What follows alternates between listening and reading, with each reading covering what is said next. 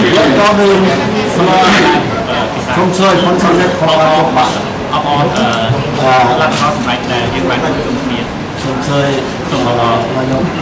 มีอยู่กับสมัยเตโชเซนสมัยนี้อยู่กับงานเวลามาแต่เปลี่ยนประกาศนี้ขอให้สมเด็จพระเจ้ามีสุขภาพแข็งแรงสมัยนี้เปลี่ยนเรื่องงอกและก็มีผลสำเร็จในการให้เจให้นำพาประเทศนอนกับเจียพวกเขาสองคนเราจะเป็นหลักแห่งสายพันธุ์มิตรภาพผู้ยิ่งอย่างปีนี้ในเพื่อชีพของผู้ในตำแหน่งตำแหน่งการลงมือที่มีผลสำเร็จได้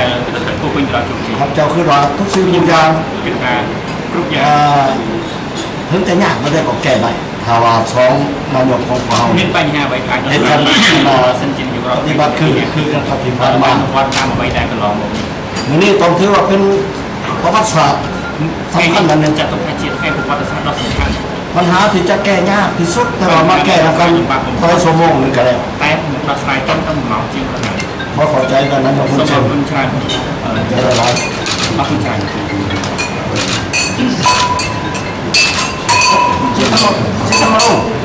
พายเอายังงูเรา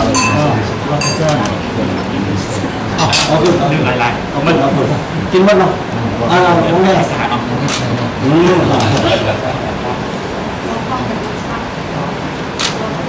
อกสกุล